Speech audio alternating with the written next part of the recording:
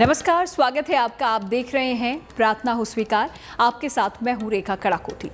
आस्था का आज का सफर होगा मां के उस चमत्कारिक धाम का, जहां पर माता रानी किसी मंदिर में नहीं बल्कि खुले आसमान के नीचे विराजती हैं। कथा है कि जब भी माता को छत्र चढ़ाने की कोशिश की गई, माता वापस अपने मूल स्थान पर पेड़ की छांव में लौट आते हैं। जगदम्बा के इस धाम से मां कुंती की व्यथा जुड़ी हुई है, तो साथ ही जुड़ी है महावीर कर्ण की कथा। कहते हैं अंबा के इसी दरबार में अर्जुन ने दिव्यास्त्र प्राप्त किए थे, तो एक संत की तपस्या ने इसे दुनिया भर में प्रसिद्ध कर दिया।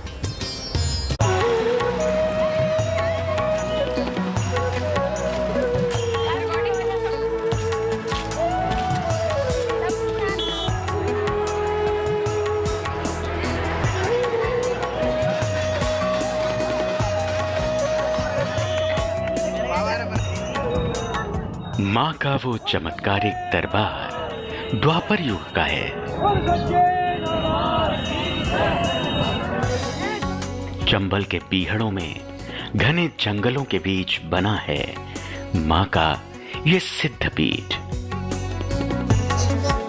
जहां कभी चंबल के डाकुओं की भरमार रहा करती थी।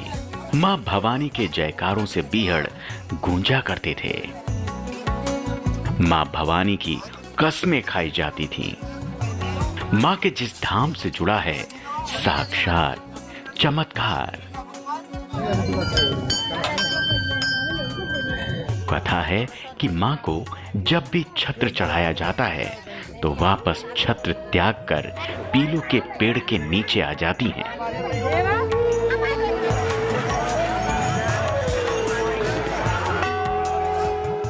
जिस धाम में मां खुले आसमान में पीलू के पेड़ के नीचे विराजमान है, जहां एक ही स्थान पर मां के दो धाम हैं, जो सदियों से अपने भक्तों को दे रही हैं विजय का वरदान।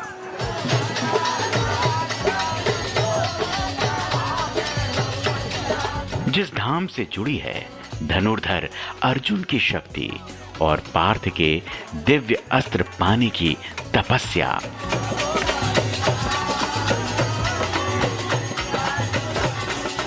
शक्ति स्वरूपा का ये धाम ऋषि दुर्वासा की तपोस्थली रहा है।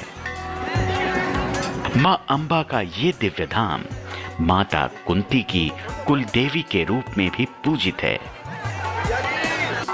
मां के इस दरबार से जुड़ा है सूर्य देव का वरदान और मां कुंती की विवशता।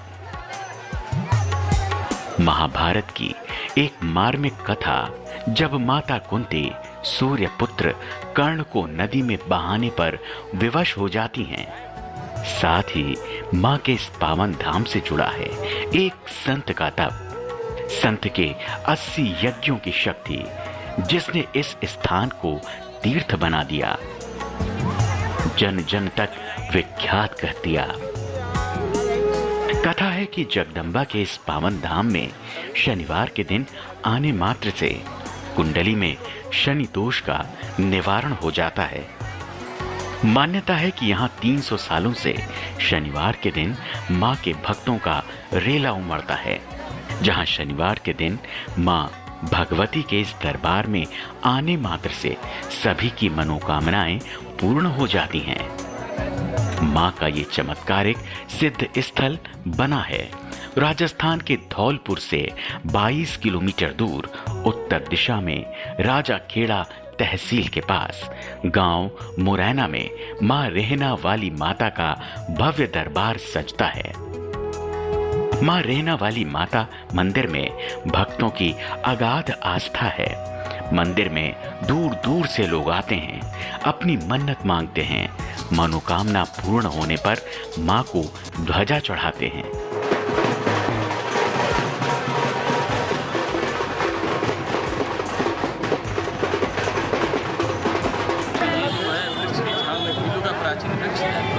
इसकी छांव में जो है मां रहती है, इसके ऊपर छत का निर्माण करने की बहुत बार प्रयास हुआ, लेकिन कोई सफल नहीं हुआ। पहले पुरानी पेड़ है, इसके ऊपर जो मंदिर नहीं बन पाता है, बनेगा नहीं, ऐसी खुले में ही रहती है। सारी मनोकामनाएं हमारी जो इच्छाएं, जितनी इच्छाएं की हैं सब पूर्ण हो। नवरात्रि के अलावा प्रत्येक हर शनिवार को मेला लगता है, भारी भीड़ होती है। आस्था का बहुत पुराना मंदिर है, ये विशाल पुराना मंदिर है। बचपन से आ रहे हैं, मान्यताएं होती है, लोग बात कहते हैं कि हर शनिवार को दर्शन करने से शनि का जो वो है वो कम हो जाता है।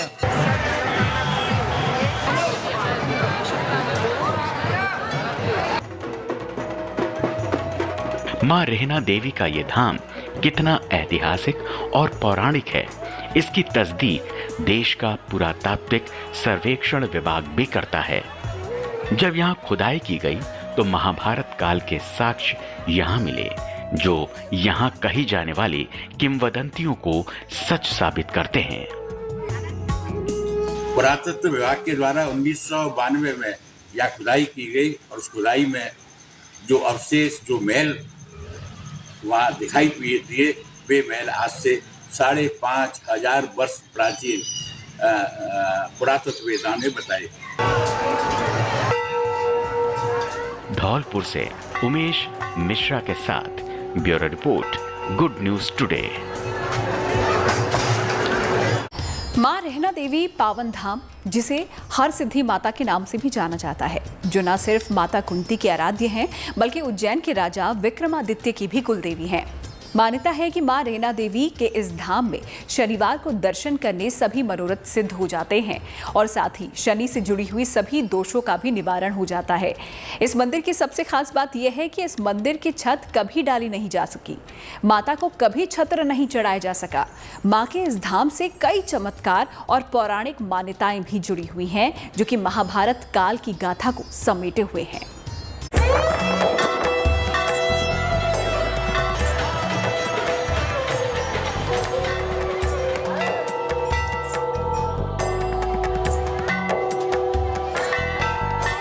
मां रेहना देवी, जिन्हें मां हर सिद्धि के नाम से भी पूजते हैं।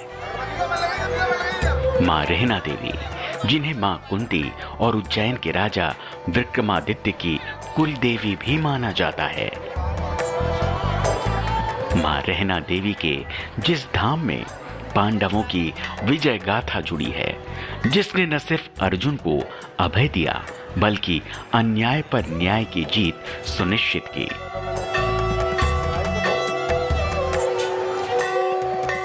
मां के धाम से कई चमत्कार जुड़े हैं, कई मान्यताएं हैं जो मंदिर को सिद्ध पीठ बनाते हैं।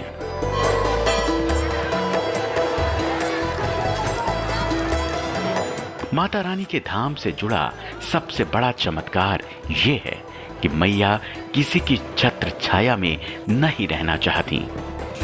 कथा है कि बार बार मंदिर बनवाकर मां की स्थापना मंदिर में करने की कोशिश की गई, लेकिन हर बार भगवती मंदिर की छत्र छाया को त्याग कर खुले आसमान में पीलू के पेड़ के नीचे आ जाती हैं, जिसका बखान स्थानीय पुजारी करते हैं और मां की शक्ति का बखान करते हैं। सामने वाला मंदिर मैया का, इनकी मैया के लिए ही बनवाया गया। यहाँ से मूर्ति वहाँ रख देते, सुबह नहीं मिलती।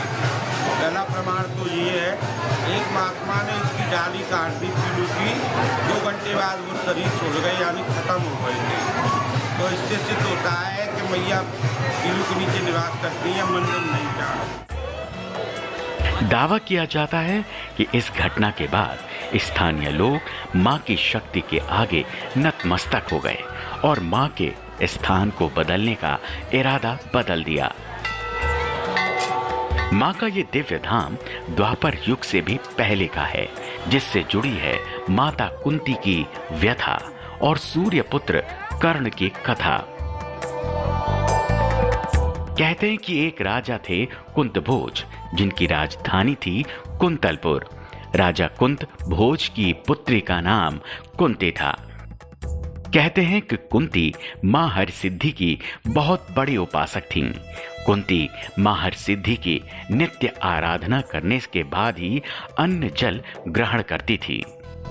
कथा है कि एक बार इसी स्थान पर यहाँ ऋषि दुर्वासा ने चातुर्मास किया था, जहां मां कुंती ने ऋषि दुर्वासा की आव भगत की थी।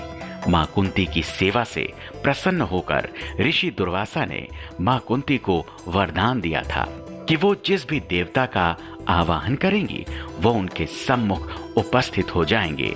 कुंती ने ऋषि दुर्वासा के वरदान का प्रभाव देखने की लालसा में सबसे पहले सूर्य देव का आवाहन किया।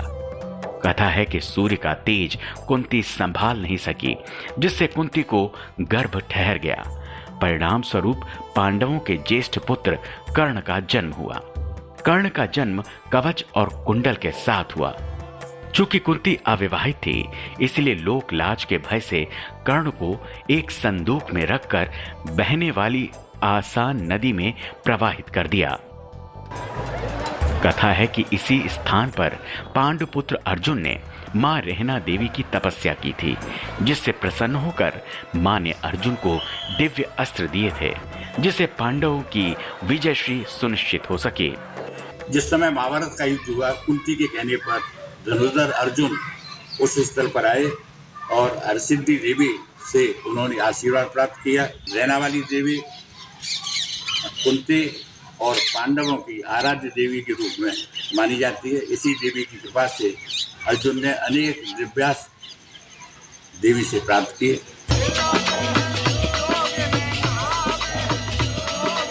मां रहना देवी के इस धाम का सिरा उज्जैन के राजा विक्रमादित्य से भी जुड़ता है।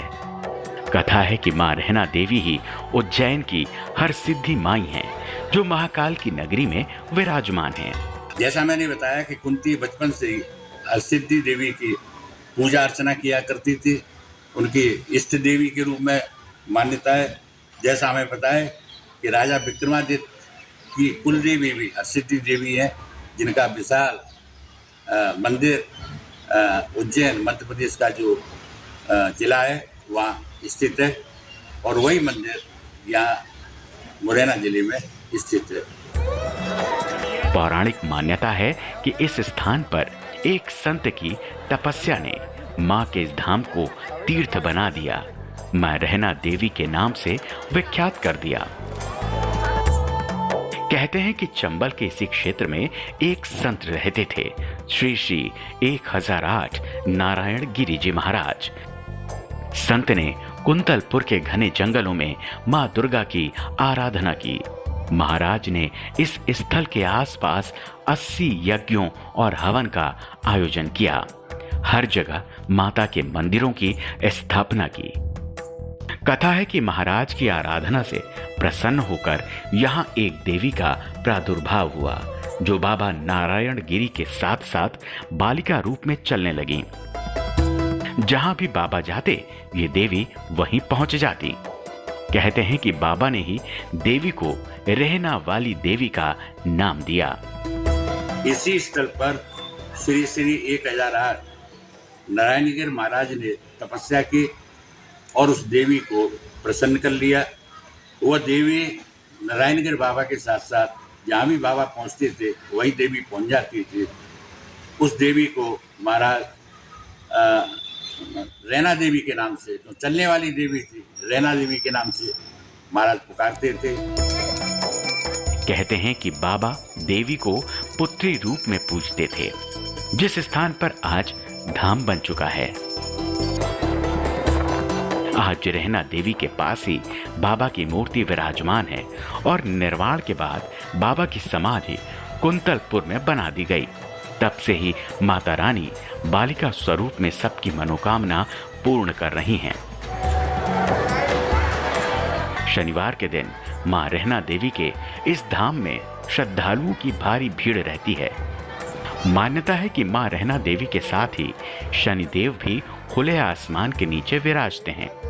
शनिवार को ही मां अपने भक्तों को शनि दोष से मुक्त करती हैं। यहाँ पे नवरात्रा के अलावा हर शनिवार को लाखों की संख्या में भीड़ आती है।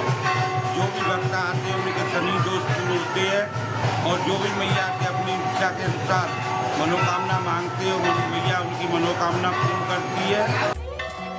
यहाँ माता के 2 स्थान हैं, एक घने बीहड़ों में और दूसरा स्थान रैना गांव में है, और दोनों ही स्थानों पर मां पीलू के पेड़ के नीचे ही विराजमान हैं।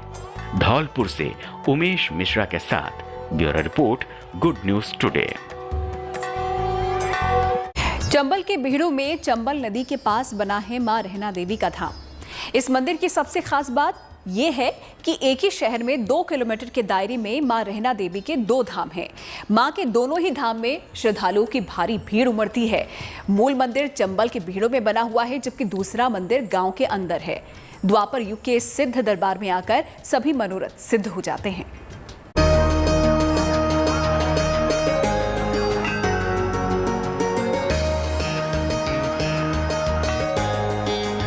मां शेरों वाली, जिनकी महिमा अपरंपार है।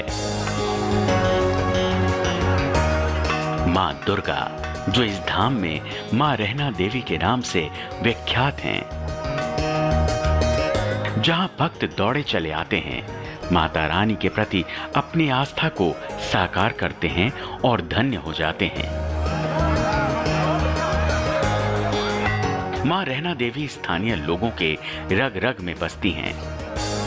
ये मां की शक्ति का ही प्रताप है कि यहाँ कोई मैया की झूठी सौगंध खाने की हिमाकत नहीं करता। उनकी सौगंध आती है, मैया उनका निराकरण जरूर करती है। उनका दूध पानी का पानी होता है। अगर कैसी भी सौगंध हो, मैया के दरबार में आते ही दूध का दूध पानी हो जाता है। सौगंध खाने के बाद यह उनको 9-13 दिन के अंदर में दंड जरूर मिलता है। मंदिर में लहराने वाली ध्वजा पताकाएं दूर से ही मंदिर के दर्शन करवा देती हैं। हमें माता के मंदिर की ओर जाता एक बड़ा सा श्वेतकर्णी तोरण द्वार दिखाई देता है। मंदिर की तरफ जो रास्ता जाता है, उसके दोनों तरफ बीहड़ दिखाई देते हैं। रोड से आने वाले अगल बगल खेतों में लहरा रही फसल देखते हैं। रोड के बीचों बीच भक्तों की कतार लगती है। गाड़ी से हो, बाइक से या फिर पैदल, जिसे जो साधन मिल रहा वो उसी से मां के दरबार जाने को लालायित दिखाई देता है। मुक्त कंठ से मां के जयकारे लगाता है। मंदिर के मुख्य द्वार के सामने पहुंचते ही एक श्वेतकर्णी प्रवेश द्वार दिखता है, जिससे प्रवेश कर अंदर जाना होता है। मां का मंदिर खुले दरबार की तरह दिखता है, जहां प्रांगण में कई छोटे छोटे मंदिर दिखते हैं, लेकिन मां के विग्रह में छत्र नहीं है। मां का एक छत्र राज खुले आसमान के नीचे पीलू के पेड़ की छांव में है। मंदिर प्रांगण में ही पूजन सामग्री के साथ सुहाग की निशानियां दुकानों पर सजी मिलती हैं। मंदिर में जगह जगह भगवा ध्वज पताका लहराती है। मंदिर में श्रद्धालु मेहरा वाली से मन्नत मांगते हैं और मन्नत पूर्ण हो जाती है तो कोई ध्वजा चढ़ाता है, तो कोई नारियल में चुनरी बांधकर ज्योता वाली को अर्पित करता है, तो कोई मन्नत की चुनरी ही मंदिर में बांध जाता है।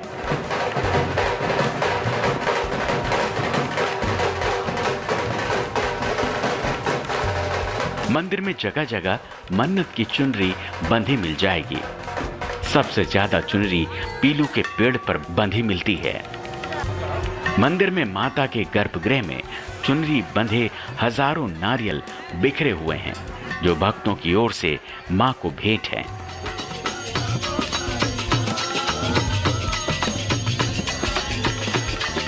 मंदिर में भजन मंडलियों के भजनों से प्रांगण भक्ति रस में डूबा रहता है। मन्नत पूर्ण होने पर भक्त श्रद्धा के साथ शीश नवाते हैं और उत्साह के साथ झूमते हैं, नाचते हैं और माता के प्रति अपनी आस्था प्रकट करते हैं।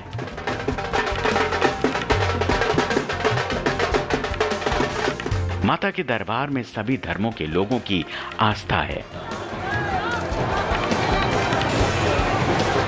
भक्तगण साष्टांग दंडवत होकर आते हैं, मां से मनुहार लगाते हैं और भक्त वत्सल मां अपने भक्तों के सारे कष्ट हर लेती हैं।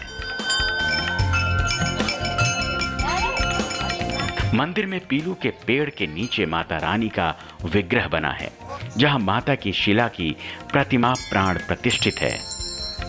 स्थानीय लोग दावा करते हैं कि मां की ये प्रतिमा चमत्कारिक है, जो छत्र नहीं बल्कि खुला आसमान चाहती है।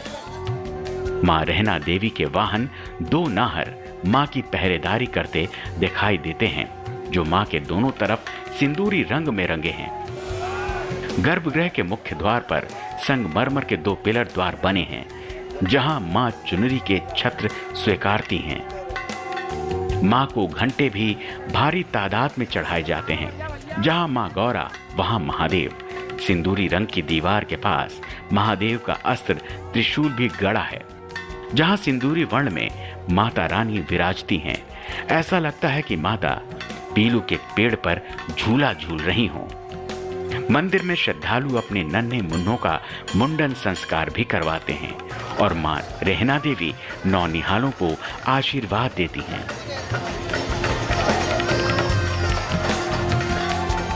मां रहना देवी का ये धाम महाभारत काल से ही अपने भक्तों की हर मनोकामना पूर्ण कर रहा है। तो आप भी मां के इस पावन धाम में जरूर पधारिए, जहां आकर आपकी भी हर प्रार्थना होगी जरूर स्वीकार। धौलपुर से उमेश मिश्रा के साथ bureau report, good news today. तो चलिए मां के सिद्ध दरबार से निकलकर अब चलते हैं धर्मसूत्र की ओर।